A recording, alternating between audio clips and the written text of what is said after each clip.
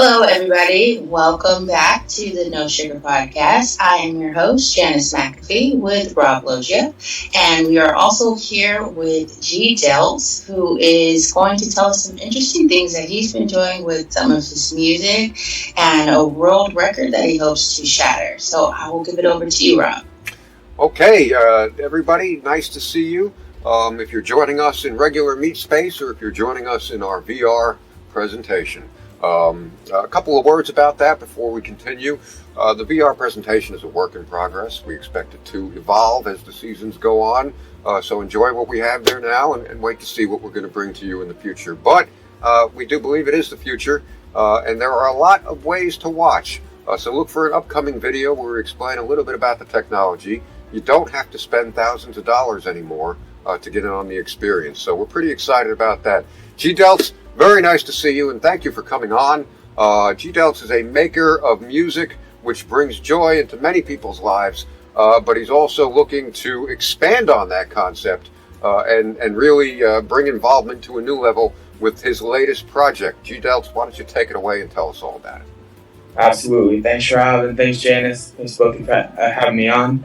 So really the whole premise of this is, as much as I love making music, I believe that being an artist goes beyond what I can do sonically. It's really about, how can you impact people's lives, create experiences for people, and that's really what I'm trying to do. So with my song Watergun Emoji, I was thinking about it, and really I was thinking about what I could do promotion-wise, music video, different creative ideas. And then going off of that whole premise of what I was just saying about creating experiences for people, I was talking to my friend Sleek. He was up in Chicago. We're kind of brainstorming, and it just came to us like, hey, how about a water gun fight? How about we try to do the biggest water gun fight in world history? And I know the current record is actually 3,875 participants. It was done at UC Irvine. But I want to shatter that. I want to see what we can do, because really, the way I see it, I think music's all about the experiences you can bring in people's lives. I'm auditioning every day to be a part of someone's life. And yeah, I want to create this experience for thousands of people. Well, that was actually, you answered one of my first questions. So the measurement then is the number of participants. Anything to do with the length of time or anything like that? Not to my knowledge. Okay. I believe that fight was around 7 to 10 minutes. But yeah, it was just shy of 4,000 participants. And currently, I have already purchased 500 or a little bit over 500 water guns. So I don't want that. I want the barrier to entry to be as low as possible. So if you don't have a super soaker in your garage, it is cool. If you show up, we will supply the water gun for you, free of charge. No worries. Cool. Yeah, I think that's really cool, honestly. And I think given the climate of things right now, especially in America, I think it's a good way to bring people together. Music has always been kind of a uniting force, if you will, to bring different people from different walks of life together. And I like the idea of the water gun fight, something playful and something that can definitely ease some of the tension that's going on in the world. So how are you going about getting participants? Yeah, definitely. I love the way that you say that. Yeah, people together. So I'm going to Lubbock tomorrow. I'll be performing at a party/event tomorrow night, and I have 1,000 flyers with a QR code. So the QR code goes to the Eventbrite, where you can RSVP, and then on the Eventbrite, you can choose whether or not you need a water gun, or if you'll bring your own, just to kind of help me and my team kind of keep track of that. And I'll be putting up those flyers everywhere along the way, and everywhere I can in Lubbock. Some digital marketing as well. I got some friends who are fairly prevalent online, like on TikTok, Instagram, YouTube, etc., with decent followings who are helping me out with this as well. So we kind of want there to be an organic aspect to it. But yeah, definitely a lot of different angles. I want to market it as much as I can. All right. Well, I guess you're going to be showing up strapped like Elvis.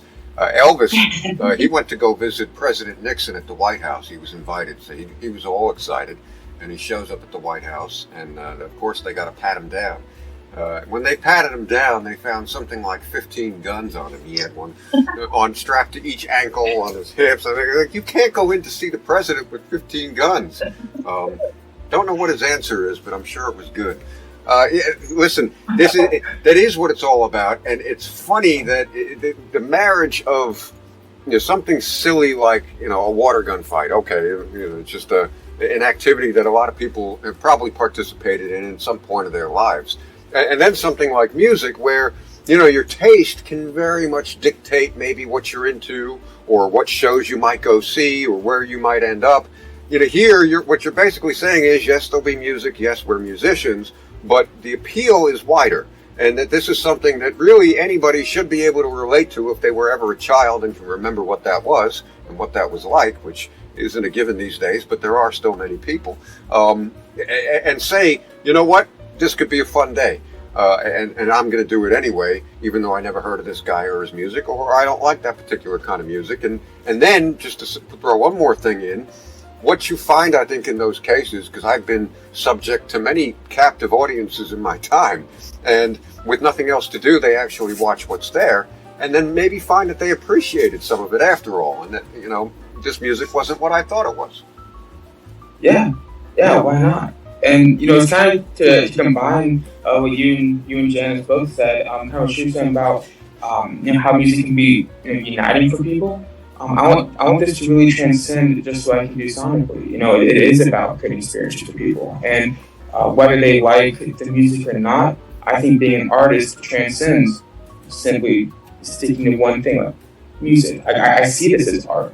People are the most beautiful thing on this planet. If you bring 4,000 people together, and I guess whether it's you call it choreographed or not, it's kind of a simple thing, but it technically kind of is, and we will be shooting a music video for it as well. But yeah, I think that's beautiful. I think it's art in and of itself, and I think it's something that people can really attach themselves to. Whether or not they like the music, that's up to them. Everyone has their own taste, and I'm not going to be offended if they don't. But yeah, I want to create something for everyone, and I don't want to alienate anyone either. It's kind of open arms, and hey, everyone's welcome. Come get wet, Hey, yeah, why not? That's again a really cool idea, and I love the togetherness that you're trying to promote. I guess if that's the way to say that. Just bringing people together again. I think it's so important right now. Again, just to reiterate things. I'm kind of in a somewhat of a crappy situation, so I only sometimes negative, and so it's good to see that people are trying to bring unity. And obviously music is the best way to do that, and just being an artist, I know that's got to be difficult, because you're not sure if people will appreciate.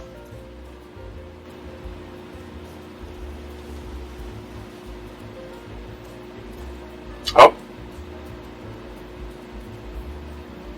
That. Yeah, music's always subjective, and there's really no right or wrong. I was talking with my engineer Josh about this the other day, and it's really one of those things where, so the premise of that conversation, we're talking about a few tracks, 2 records that we're working on, and I kind of wanted to nitpick it. I kind of wanted to go back and add some things, take some things away, or whatever. And it's like, at a certain point, you kind of just have to let it be what it was. You have to let that moment in time be what it was, share it, because as the artist, I have to. Let me put it like this. I could put out a full-length record with 15 songs, and I think these 3 are going to be hits. And then let's just say I put it out, and everyone's telling me, no, track 13, that's the best song. We love that song. I don't make that decision. Everyone else makes that decision. Everyone else is also going to, interpret it in their own ways. Lyrics mean different things to different people because we all have different experiences and different perspectives on the world. So as an artist, I try to remind myself of that, and you really can't have any ego when it comes to creating anything. You can't have any ego because it's going to impact everyone in different ways, and I shouldn't decide how that impacts people. That's for you can't. You can't. Well, once you've created something and put it out there, it's no longer under your control. Exactly. That's not something that you now get to dictate to others what they're going to get out of it. Exactly. And a lot of masterpieces have been born under that guise, where the person creating it isn't somebody that you'd expect to see it coming from, but what they've created is so indisputably beautiful in some way that it achieves its status.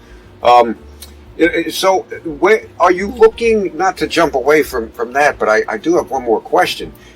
Do you intend to pursue Are you going to be looking to submit the record in any way to the Guinness Book? And if so, what's involved with that, and what do you have to do to get them to see it? Yeah, so I've been going back and forth with Guinness, and the good thing is we're starting this early. We're starting this early. I don't think I got to it yet, but the date is March 3rd. That's the tentative date. If currently the city of Lubbock is telling me that that's a good date. But we'll be speaking with them on the 1st. If anything changes, something will change. But currently the date is March 3rd. That's what we're going to go for. So we have plenty of time. I've been talking to Guinness. Here's the thing. I was emailing back and forth with Guinness. And one thing that they're telling me is a requirement is they're requiring me to go through their consultancy services, which start out at $16,000. Oh. Yeah, and I was saying, well, and it's just $800 alone just to apply for the record. And I'm like, well, we have this event, right, and we're working with the city, we'll be able to do ticketing, we're going to be able to account for everyone, we have a whole team of videographers, I'm already investing in event insurance and buying all the water guns, so I'm just trying to figure out, how much, what's the $16,000 really going to? Because, I'm trying to work with you, work with the city, trying to do everything we can to make sure we put on the right event. And I haven't gotten an answer for that. They kind of stopped responding to me. So I'm gonna keep reaching out to Guinness, but I'm gonna say this right now: it's not gonna stop us. Right. It's one of those things where I guess it kind of reminds me of. And I don't like politics at all anymore. I was all about freedom. That's how I met you guys. That's freedom of expression, freedom of everything. But it does kind of remind me of a little bit of like the two-party system, trying to hold down other people, other parties with the ballot access, things of that nature. Because they have a monopoly on world records. No one's going to tell. There's nowhere else for me to go. They have a monopoly on it. They can say that. They can say, well, you know what? You want this? Okay, $16,000. It could work if you could get it, I guess. But I already talked to my team about it, and we actually have a Zoom call after this. And we've been having weekly Zoom calls, and these guys are great. Kyle, Sleek, G. I mean, these guys, they're really helping out a lot, and we're really going to do something special. And we're on the same page here, which is nothing's going to stop us. And even if Guinness is going to keep this flying with us, we're just going to make it undeniable, because we already know that our baseline is 3,875 people. We'll get 10,000 people. We'll make it to the point where whether or not you want to recognize it, everyone else is going to recognize this is clearly the largest water gun fight ever. So nothing's going to stop us. You could publish the GDeltz Book of World Records and compete with them on that. So you no longer have a monopoly. It's funny because it reminds me of a story. My brother, when they first started coming out, went to go purchase a American Express gift card. Okay. And he was in a 7-Eleven here, and it was like a $50 gift card, and then there was like a $4.95 fee on top of that. But this was at the beginning, and there had been other gift cards out, and there was no fee. So my brother was kind of taken aback. He's like, "What's that?" He said, "There's no tax on gift cards." And the guy just behind the counter, one of those things that I'll never forget, because he was this big, tall, looming guy, and he was on a raised counter. So it's like he was towering over us. And he just looked at my brother and he said, No. You pay us. And if that wasn't just the slogan for just about all of our civilization at this point, which, you want something? No, here, you pay us. And that's what they said to you. That's why they stopped answering you, because you asked them really the question they didn't want to discuss, which is the fee is for nothing except that we can get fat. That's maybe not a nice way to put it, but I think people can take my meaning. They just want that money, like Zero Mostel.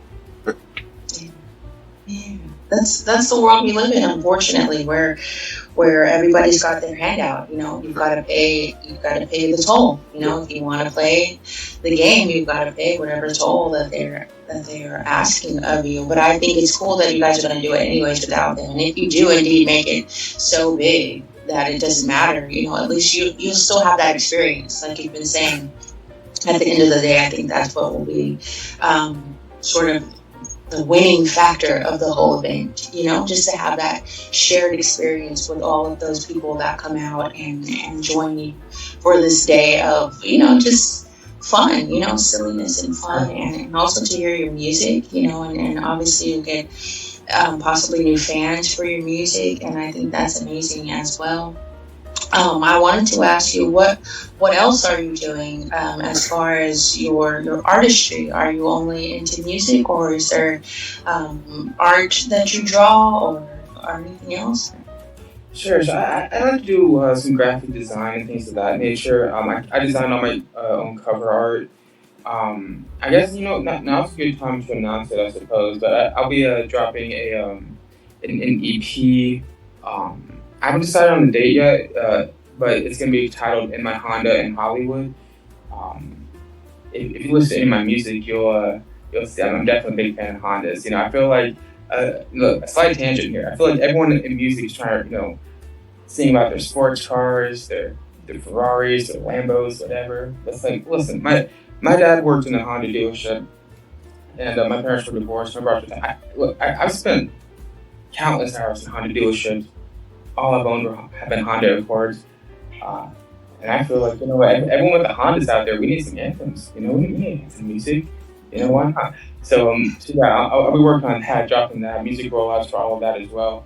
And also I did shoot a music video. The concept of it was a DIY type of approach, but I shot that in Mexico City. And that's going to be coming out as well in a few weeks. That's awesome. I love the idea of the Honda anthem.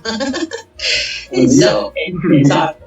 It's super awesome. And I think you're right. I think a lot of music and a lot of music videos are all the same. Everybody with their jewelry and the girls with fat asses and, partying and just living life, to the fullest. But I think there's something very real about a Honda anthem. And I'm really into that. And I'd love to hear that song. Well, thank you so much. And yeah, that's actually, I was talking with my friend the other day about that too. Exactly what you said. It's like, I feel like a lot of these up-and-coming artists are like, these people are sleeping on me. But, well, no, they're not sleeping on you, because you're all making the exact same music, the exact same music videos. You're just trying to be cool, and that's not what it's about. It's not about flexing and looking cool and none of that. But they think that's what it's about. But it's not. It's about just being yourself. That's what it's about. It's always just been about being yourself, giving experiences to other people, being selfless with it. Really, it's not my music. I might have recorded it, but it's your music, So I'm talking about creating experiences for people. But yeah, I can agree with that more. Hey, that's one of the things that Janice and I discussed when we talked about doing the podcast, and neither one of us really wanted to do just what everybody else is doing and what you see day in and day out. Which, let's face it, it's a couple of people sitting around giving their opinions on current events, basically. And a lot of times these things are headed up with deceptive, you can only call it, headlines, and they say that the show is about one thing, and it just degenerates into just people giving their opinions. You go on Twitter, it's all just people giving their opinions, and many of these opinions are very stupid and probably shouldn't have been shared. But there it is. It costs nothing to throw it out there, so out it goes. And people have every right to do that, don't get me wrong. But it does becomes easy to be lost in the noise. And I think that music went through a period, it's maybe getting a little better, but we're starting to get like that. When some of this gear that people can use now to produce really studio sounding stuff at home or in a small setup started becoming widely available, you just saw this saturation quickly. And it was very hard, I'm not talking about whether talent existed there or not. What my point is there was no way to really sort through it well. And the discovery became very, very, very bad as a result. I think it's a similar thing with entertainment where so many podcasts, audio that I've listened to, but also videos on YouTube that have just, regardless of what they say their format is, have fallen into this same tired old trap. And, frankly, part of what we use entertainment for is to escape from some of that. I mean, really, if you're going to talk about current events, there's nothing good on the plate. I mean, really, you're going to be stuck talking about things that are largely negative. How do you begin to change that is the type of stuff we're talking about today. So you're creating a real event in the real world, okay? So already you're breaking part of the dependency chain and getting people to put their phones down for 5 minutes so that they can see that there's real people standing there around them and that these people are complicated creatures. They can't be simplified and distilled like we like to do with people on the internet. It's very different to interact with them face to face than it is through a digital medium. Part of what we wanted to bring to people, that's part of our commitment to VR, is that I feel that it's a more, immersive experience that it brings back some of the humanity that tech has pushed us away from, breaks that fourth wall a little bit, and allows you to share a closer experience with a person. And at the gist of it all is exactly what I said. There needs to be more people seeing each other as complicated beings that have evolved really over a millennium, which is what we are, and not something that can be distilled down to a slogan. And then maybe we'll start cutting each other a little slack again. And that's what I hope. It sounds like that's what you're up to. So really, what can easily be dismissed as a silly thing or a stunt, it has meaning behind it, in my opinion. I guess that's why I'm rambling. I think it's profound that you're trying to change the world in that way, in a non-preachy way, and not trying to make the world conform to your, the way you think it should be set up, which is what most people mean when they say change the world. It's downright creepy, and I don't like it. But this kind of bringing change, open-ended, focused on positivity, and just bringing people together and allowing them to appreciate themselves and the experience, I think that's beautiful. Appreciate that, Rob. Thank you so much. That's my opinion. Circle back to one thing that you did say. I want to a challenge for everyone listening, watching, even the Oculus people, maybe especially the Oculus people. A little challenge for everyone. After this episode's over, go out, go to your local coffee shop, go meet a stranger, go have a conversation with someone, go off the phone, go off the internet, go meet someone. Because that's really where it's all at. Go off of Reddit, go off of Facebook, go meet somebody. Yeah. Sure, I second that for sure. I think COVID has brought to the forefront to reconnect with each other, and not through a screen, but to really get out there, like you said, and meet someone. I second that, definitely. Go out and help a neighbor or someone, or just say hi, how are you? Something simple like that, and let's bring back the humanity back into our lives.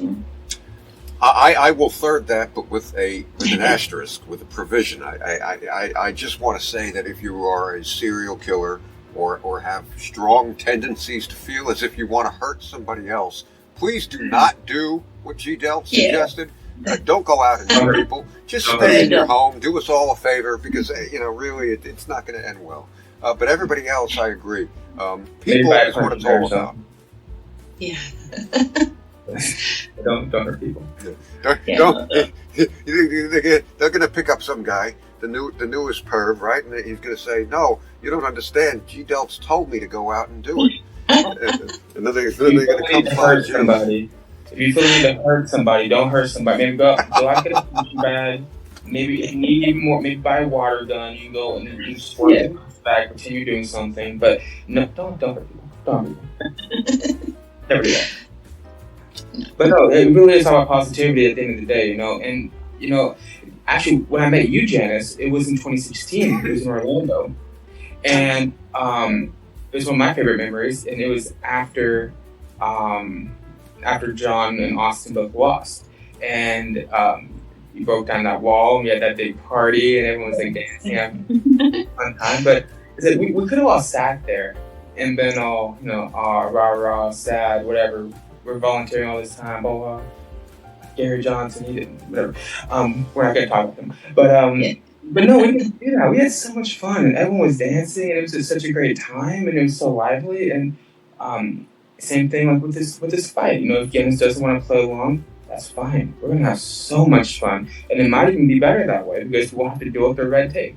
But yeah, everything happens for a reason at the end of the day. But that's what it's all about in life. I'm a big believer in duality. I'm a big believer that the good comes with the bad, but it's really all about how we perceive it. So just never stop. Never stop smiling. Never stop trying to bring positivity into your life and into other people's lives. Yes. Very well said. Very well said, sir.